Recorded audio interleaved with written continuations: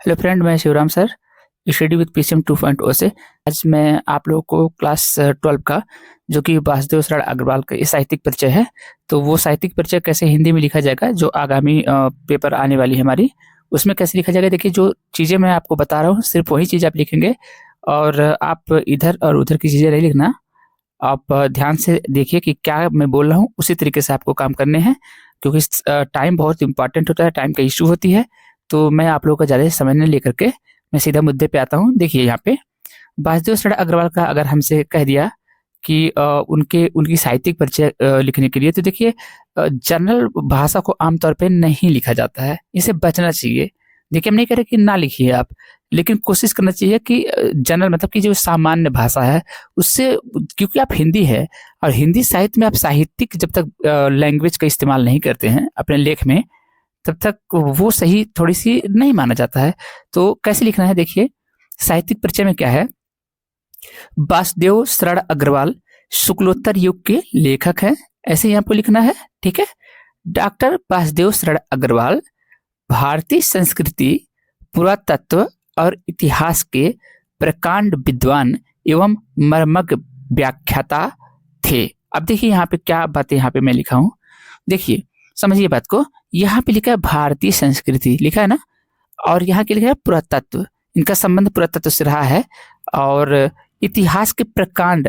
अब यहाँ जरूरी है प्रकांड लिखना है, लेकिन देखिए मैंने यहाँ पे प्रकांड विद्वान लिखा है ना, थोड़ी बढ़ा करके लिखना चाहिए, क्योंकि थोड़ी एक रिस्पेक्ट देना हम लोग को बनता है हमारे जो, शायद इसीलिए हम लोग क्या कर रहे हैं, उनको रिस्पेक्ट दे रहे हैं। ओके, तो एवं मर्मज्ञ व्याख्याता थे।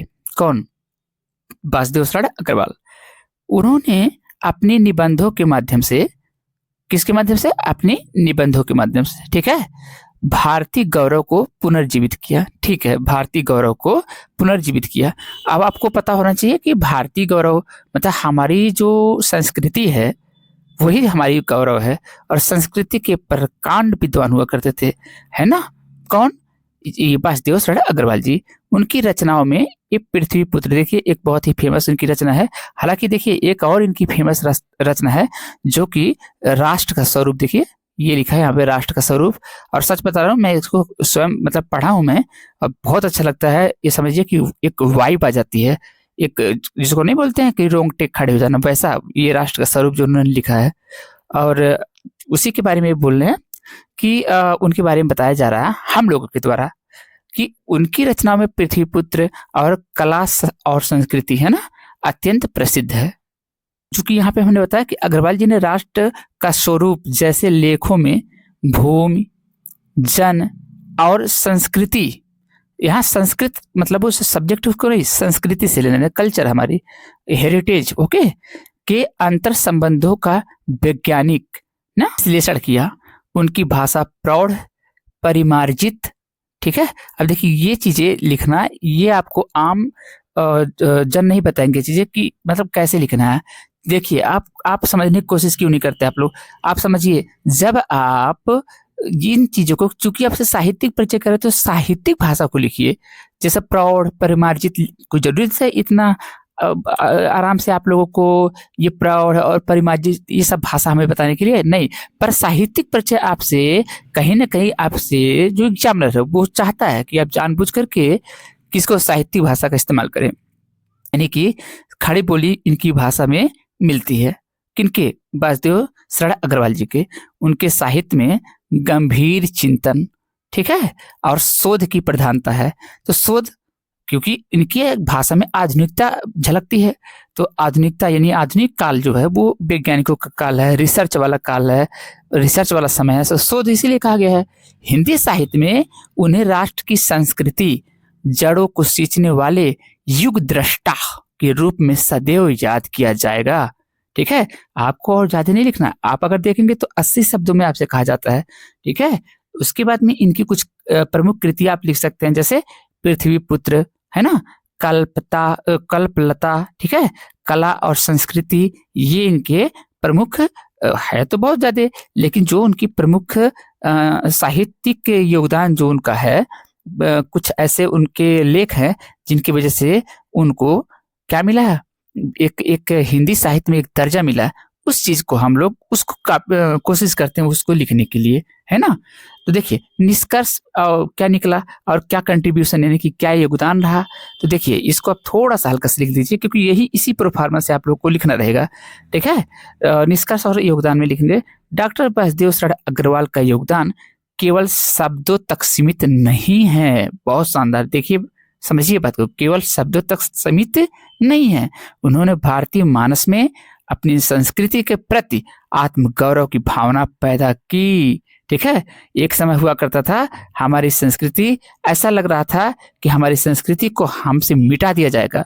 अब आप लोग को पता है ये चीजें, बाबर और न जाने कितने मुगल वंश, और यहाँ तक कि हम सिर्फ मुगल वंश की बात नहीं कर रहे हैं, हमारे जो ईसाई जो आए और हम लोग की जो संस्कृति के साथ खिलवाड़ किया गया, जो नालंदा विश्वविद्यालय को जलाने का काम किया गया, तक्षशिला यूनिवर्सिटी को ध्वस्त करने की काम किया गया, और मतलब अब तरह तरह की चीजें हैं, आप प्लीज उसको समझें। तो उस चीज को हमारे ये जो भारतीय मानस में अपनी संस्कृति यानी अपने लेख के वजह से वासुदेव शरण अग्रवाल जी जो आत्मगौरव की भावना पैदा किया उन्होंने अपने लेख के द्वारा, वो काबिले तारीफ है। वे एक ऐसे साहित्यकार थे जिन्होंने पुरातन, यानी आप जानते हैं पुरातन बोले तो पुराने, के आधार पर नवीन यानी नए भारत के निर्माण का सपना देखा। ये इनकी बहुत चीज है और यही आपको लिखना है। आप प्लीज समझो, इस चीज को आप शॉर्ट स्क्रीन ले लेना, आप इसी चीज को लिखना। और रही बात की आपको मान लीजिए कि इनको थोड़ी सी कहाँ पे दिक्कत आती है, हमको पता है दिक्कत आपको। देखिए आप लोग तो इसको थोड़ी बना चला करके लिख सकते हो, ऐसे नहीं कि बना के आप लिखे तो नहीं लिख पाएंगे, लिख लेंगे, लेकिन थोड़ा सा ना कि जैसे पृथ्वी पुत्र है, कल्पलता है, कला और संस्कृति है, तो यहाँ याद रखिएगा क्योंकि इन्होंने डिलीट की जो अपना डिलीट किया था वो कहाँ से किया था, उपाधि है डिलीट ना, ये कहाँ से किया था, ये BHU से किया था, बनारस हिंदू यूनिवर्सिटी से। अब देखिए बनारस हिंदू यूनिवर्सिटी, तो भाई बनारस आपका कौन सा सिटी है, कैसा सिटी है, अगर नहीं पता है, बहुत लोगों को हो सकता ना पता हो, तो मैं बता रहा हूँ आप लोग को, वो एक्चुअली में हमारी सांस्कृतिक राजधानी है। ओके, सांस्कृतिक राजधानी कौन सा, बनारस। बनारस में ही हमारी संस्कृति, हमारे हिंदू धर्म की संस्कृति फली और फूली है ना, फलती फूलती चली आ रही है, ठीक है। तो आप जरूर वहां से जब कोई डिलीट करेगा, मतलब कि डिलीट की उपाधि लेगा, तो कला और संस्कृति तो जाहिर सी बात है उनके रग रग में रहेगा, तो इसके बारे में तो बोलेंगे ही बोलेंगे। तो कला और संस्कृति उनकी प्रमुख कृतियों में से है। ओके, अब देखिए आप देखिए दूसरा कि कल्पलता और पृथ्वीपुत्र, इसको हम कैसे याद करेंगे। तो देखिए इसके लिए मेरे पास में बहुत ही अच्छा ट्रिक है। मैं अभी आप से अगर मैं पूछूं तो आप कहेंगे कि नहीं सर ये ना, ये चीजें तो आपने जो कहा पूरा तत्व के बारे में आपने बोला, विद्वान प्रकांड, ठीक है अच्छी बात है, लेकिन सर ये कैसे थोड़ी याद करा जाए हम लोग। तो देखिए हम आपको बताते हैं याद करने के लिए। पहले आप यहाँ पे देख रहे हैं जन्म इनका, तो जन्म में आप देखिए, आप लोगों में से कई लोग आर्गुमेंट डालते हैं कि सर ये आप जो लिखाते हैं तो वहाँ जीवन परिचय लिखना जरूरी है। भाई मैं कह रहा हूँ साहित्यिक परिचय आपसे कह रहा है, और जीवन परिचय में आप यहाँ पर जो आपके पास स्क्वायर ब्रैकेट लगाए हैं, इसमें आप क्या लिखे हैं, इसमें आप देखिए क्या लिखे हैं, आखिर जन्म ही तो लिखे हैं। तो ये 7 अगस्त 1904 में पैदा हुए थे, ठीक है। अब हम इसको कैसे याद करेंगे, प्लीज आप लोग देखें। तो देखिए आपके पास में क्या ट्रिक है, देखिए ट्रिक में हम क्या आपको बताना चाहते हैं। देखिए हमारे ये श्री कृष्ण भगवान हैं, इनको हम क्या कहते हैं, इनको हम वासुदेव, भगवान वासुदेव भी कहते हैं। तो वासुदेव से आप लोग रिलेट कर लीजिएगा कि वासुदेव शरण अग्रवाल, और ये खड़ा होकर के दही को मथ रहे हैं, तो मथने से मेरठ, और ये दही को हम अगर वैसा भी नहीं कर पाइए तो दही को क्या कहते हैं, मट्ठा, तो मट्ठा मतलब मेरठ। तो ये मेरठ में जन्म थे। मेरठ कहाँ है, उत्तर प्रदेश में। तो उत्तर प्रदेश में मेरठ जिला में वो पैदा हुए थे हमारे कौन, जिनका अग्रवाल जी है ना, अग्रवाल जी के बारे में हम बात कर रहे हैं, क्योंकि ये भगवान श्री कृष्ण को हम क्या कहते हैं, हम इनको कहते हैं वासुदेव। तो वासुदेव शरण अग्रवाल जी जिनकी जन्म कहाँ हुआ था, उत्तर प्रदेश के मेरठ जिला में हुआ था। और चूंकि यहाँ पे देखिए फिगर में आप देखिए, यहाँ पे खड़े होकर के दही को मट रहे हैं ना, तो मठ से मेरठ हो गया, खड़े मतलब खड़े से खेड़ा, तो खेड़ा ग्राम में, यानी कहाँ पे, मेरठ जिले के खेड़ा ग्राम में, उत्तर प्रदेश के मेरठ जिले में, है ना, मेरठ जिले के खेड़ा ग्राम में, खड़ा मतलब खेड़ा, खड़ा होकर मथ रहे हैं। अब मथना से मेरठ, ठीक है, किसको मथ रहे हैं? मट्ठे को। तो जन्म हुआ था, ठीक है। अब सुनिए, ये पीछे इनके ग्वाल बाला लख रहे हैं। लखना मतलब जानते हैं?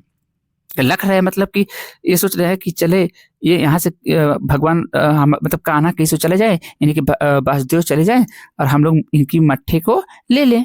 तो ये लख रहे हैं। लख मतलब लखनऊ, यानी इनकी जो शिक्षा है वो लखनऊ में पूरी हुई है। और लास्ट में ये जो डिलीट की उपाधि के लिए गए थे, वो गए थे कहाँ पर? बनारस में, ठीक है। तो आपने क्या, भगवान श्री कृष्ण को भगवान वासुदेव कहते, तो वासुदेव शरण अग्रवाल का जन्म कब हुआ था? अब जन्म किस सन में हुआ तो उसको अगर आपको देखना हो तो ये भगवान वासुदेव यानी श्री कृष्ण भगवान को माखन चोर कहते हैं। तो माखन चोर, चोर मतलब 4, तो 1904, कितना? 1904 में ये 7 अगस्त 1904 में इनकी पैदाइशी हुआ था। और अब देखिए, ये इनके पापा का क्या नाम था, मतलब पिताजी का क्या नाम था? तो देखिए, ये भगवान श्री कृष्ण जो हैं, ये किसके अवतारी हैं? तो ये अवतारी हैं विष्णु भगवान के, है ना। तो आप क्या कह सकते हैं? विष्णु अग्रवाल पापा का नाम हो गया। और यही देखिए, ये राम के भी तो अवतार रहे हैं। तो राम की वाइफ का क्या नाम है? सीता। तो सीता देवी इनकी, मतलब सीता देवी अग्रवाल इनकी मम्मी का नाम है, ठीक है। और आप देखिए, ये जो वृक्ष आपको दिख रहा है, ये सब वृक्ष दिख रहे हैं, ये आम वृक्ष नहीं दिख रहे हैं, ये आपके पास में कल्प वृक्ष दिख रहे हैं। तो इस मतलब समझ पा रहे ना? तो कल्प वृक्ष इनका लेख है, किनका? वासुदेव शरण अग्रवाल का। तो आप ऐसे रिलेट कर लीजिए कि कल्प वृक्ष के नीचे भगवान वासुदेव खड़ा होकर के अपने मित्र श्रीदामा के साथ में लेकर के ये क्या कर रहे थे? दही मतलब कि जो मट्ठा हम बोलते हैं, उस मट्ठे को क्या कर रहे थे? वो क्या कहते हैं उसको? रोटेट कर रहे थे, या फिर वो मथ रहे थे, है ना, ऐसा कुछ बोलते हैं। तो यहाँ से क्या हुआ कि अब आपको तो इतनी बात, इनकी माता पिता और इनका जन्म कब हुआ वो भी पता हो गया आपको। और कल्प वृक्ष इनका एक लेख में एक, मतलब कल्प वृक्ष इनका बहुत अच्छा लेख है। इसके अलावा राष्ट्र का स्वरूप कैसा होना चाहिए, ये भी इनका बहुत अच्छा कृति है, यानी कि एक लेखों में से एक लेख है। महान विभूति कब ये इस संसार को अलविदा कहा? तो कौन? भगवान वासुदेव शरण अग्रवाल। तो यहाँ भगवान वासुदेव शरण अग्रवाल मतलब कि वासुदेव शरण अग्रवाल जी की हम बात कर रहे हैं। मथ रहे हैं, तो मथने से यहाँ पर क्या हो रहा है कि कुछ छीटा मतलब 6, छीटा मतलब 6, आप रिलेट करिए तो छीटा से 6 आ रहा होगा, छीटा यानी कि 6। और उसके बाद में फिर और ये छीटा कहाँ पड़ा? तो इनके साथ में ये कौन है? श्रीदामा जी। तो साथ वाले को पढ़ा, तो साथ मतलब 7। तो 1967, देखिए 67 बन गया। तो 1967 में ये क्या हुए थे? ये महान विभूति हमारे हिंदी साहित्य को सूना करके चला गया, ठीक है। तो यही ओवरऑल आपको मेरी यही ट्रिक थी, और इससे कुछ ज्यादा आपको नहीं लिखना है, क्योंकि आप लोग साइंस वर्ग के स्टूडेंट हैं, साइंस स्ट्रीम के स्टूडेंट हैं, आपको और भी बहुत कुछ पढ़ने होते हैं। तो प्लीज जितना मैं लिखाया हूँ सिर्फ उतनी चीजों को आप लिखेंगे, आपको ज्यादा लिखने की आवश्यकता नहीं है। आपको जो ये मैंने कहा है वही आप लिखे, प्लीज समझने की कोशिश करिए। देखिए आपने क्या लिखा है कि 7 अगस्त 1904 को पैदा हुए थे। तो श्री कृष्ण कौन थे? माखन चोर। तो चोर से 4, तो 4 आ गया 7 अगस्त 1904 में। और क्या मठ रहे थे हमारे भगवान? मठना मतलब दही को मठ रहे थे, तो दही मठ मतलब मेरठ, ओके, उत्तर प्रदेश में। और खड़े होकर के ना, तो अगर आपको बढ़ाना रहेगा तो मेरठ तो जिला है ना, तो उसके खेड़ा ग्राम में, खड़ा मतलब खड़ा होकर मत रहे थे, तो खेड़ा हो गया। उपाधि इन्होंने पीएचडी लिया था और डिलीट किया था। तो डिलीट के लिए इन्होंने कहाँ गया था? कहाँ ही चले गए थे? बनारस। पिता कौन है? विष्णु। अब जान रहे हैं आपको तो बताया कि विष्णु क्यों, क्योंकि ये हमारे जो वासुदेव हैं, बोले तो भगवान श्री कृष्ण हैं, वो विष्णु के अवतारी है। माता सीता देवी, अब सीता देवी का भी रिलेट हमने करवाया है ना। और शिक्षा लखनऊ में हुआ। मृत कब हुआ? 1967 में। दही मत रहे थे, छीटा पड़ा, तो 6 हो गया। कौन से किसको? 7 वाले को, जो उनके साथ में खड़े थे। तो कौन? श्रीदामा जी थे। तो 67 हो गया ये, है ना। 6 7 7 मतलब उनके साथ वाला तो 7 और छीटा 6 6 7। 1967 में ये क्या हुआ? यहाँ से अलविदा इन्होंने कह दिया हिंदी जगत को सुना करके। ये एक परम जो विद्वान इंसान वासुदेव शरण अग्रवाल हैं, वो चले गए। तो उम्मीद करता हूँ आप लोगों को समझ में आ गया होगा, और आप लोग बढ़िया से पढ़िए। उम्मीद करते हैं अगर आपको ये वीडियो अच्छा लगा हो तो इसको सब्सक्राइब कर लीजिए चैनल को और लाइक कर दीजिए। Thank you.